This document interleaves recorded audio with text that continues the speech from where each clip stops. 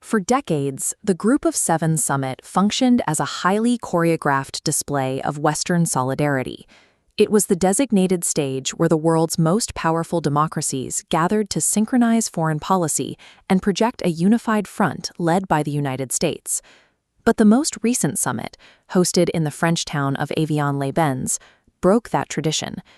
Instead of the usual camaraderie, reports and photos from the event painted a picture of deep isolation, with U.S. President Donald Trump frequently standing alone while other world leaders huddled together. The tension became undeniable during Trump's meeting with Indian Prime Minister Narendra Modi. Modi is famous in diplomatic circles for his enthusiastic bear hugs, a gesture he reserves for leaders of nations with strong ties to India. This time, there was no hug. They exchanged a brief, distant handshake, with barely a look exchanged between them. That stiff body language and the avoidance of eye contact during the outdoor family photo are visible symptoms of a severe diplomatic freeze. These moments in Evian suggest the choreographed unity of the past is fraying. When the world's most significant democracies meet, the friction is now as visible as the cooperation, suggesting that the terms of these partnerships are being renegotiated in real time. The friction was explicit with the United Kingdom. A scheduled bilateral meeting between Trump and UK Prime Minister Keir Starmer was abruptly cancelled by the US President. The root cause of this snub traces the United States conflict, unless it directly serves British national interests. That decision signals that even America's most historic military alliance is conditional.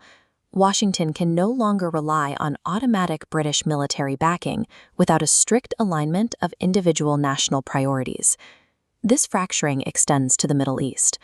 During the summit, Trump made explosive remarks directed at Israel, stating bluntly that without the protection of the United States, and his administration specifically, Israel would have been completely wiped off the map. He went further, publicly criticizing Israel's ongoing military operations against Hezbollah. Trump pointed to the strategy of destroying entire apartment buildings to target a single combatant, condemning the high civilian casualty rates as the wrong way to wage a war. Israeli Prime Minister Benjamin Netanyahu responded with a public rebuke. He explicitly distanced his government from recent peace negotiations between the U.S. and Iran, stating clearly that the agreement was Trump's deal alone and that Israel would act entirely on its own interests. This bar chart compares the scale of that defiance against the reality of Israel's resources. You have a nation of fewer than 10 million people pushing back against the country that has historically provided it with $35 to $40 billion in military funding. That reliance goes deep. Even Israel's nuclear deterrence program is widely understood to be built on American technology. Yet Israel takes that inward flow of U.S. funding and locks its policy decisions inside a vault, entirely closed off to Washington's dictates. This creates a model we can call the assertive dependent. It is a nation that extracts maximum superpower resources for its survival, while loudly and publicly rejecting the political demands that normally come attached to that money. Prime Minister Narendra Modi's approach represents the exact opposite strategy. Where Israel is loud and defiant, India plays a highly cautious diplomatic game. Inside the Indian political establishment, there is tangible anxiety about the relationship with Washington. Policymakers are hyper-aware of the risks and actively work to avoid making statements that might agitate the United States. This global map shows the economic mechanics driving that caution. Look at the international supply chain routes acting as arteries, currently heavily concentrated in China. India desperately needs American defense technologies and massive foreign investments to grow its economy. India is positioning itself as the primary alternative to this status quo. By actively detaching these supply chain arteries from Chinese manufacturing hubs and rerouting them into its own territory, New Delhi aims to absorb the investment that Washington is pulling away from Beijing. Therefore, the cold handshakes at the summit mask a deliberate strategy.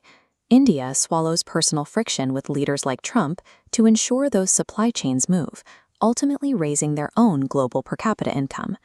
We are looking at a system of transactional autonomy. Whether it's the UK protecting its military assets, Israel prioritizing its immediate security, or India focusing on economic growth, allies prioritize distinct national goals over blanket loyalty to the United States. These internal fractures scale all the way up to the relevance of the G7 itself. Without lockstep agreement among its members, the institution loses its ability to dictate global policy.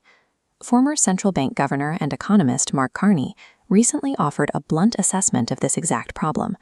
His core thesis is that the G7 simply does not run the world anymore if it relies exclusively on legacy Western powers. The numbers and the influence just don't add up. The global center of gravity has physically shifted.